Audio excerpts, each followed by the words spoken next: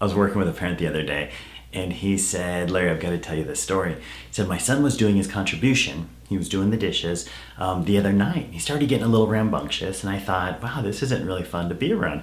So he said, why don't you go spend a few minutes in your room? And his son folded his arms and stood there and said, no, thank you. And then he said, well, why don't you go spend a few minutes in your room? And his son stood there again and said, no, thank you.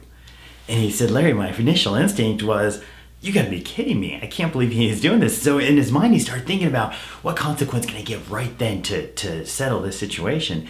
And he said nothing was coming to mind. And then he realized, he said, Larry, I realized something that you taught me about.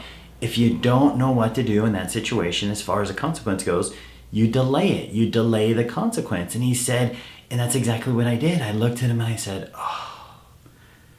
oh, this is sad. This is a bummer. We're gonna have to do something about this. Try not to worry about it, but I'll talk to you later about it. And then he said he got up and he left the kitchen, and he could see the hair on the back of his son's neck going up, thinking, oh no, what's going to happen? And as I thought about that situation, how effective would it have been for that parent to just start yelling at his kid? How effective would that have been for that parent just to pick up his kid and take him to the room?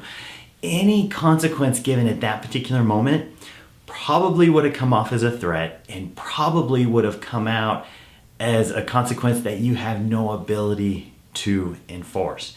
So when things get heated and you have no idea the consequence, delay it. Let them know you're delaying it, and don't forget to go back and address the situation. Maybe give it a few days, maybe give it a few weeks, whatever it takes. You've got to go back and address the situation and let them know that there is going to be a consequence, but you don't have to know what the consequence is at that exact moment. For additional helps, for additional tips, go like my Facebook page. And remember, when you're caught in that situation of not knowing what to do, delay the consequence. Have a wonderful day.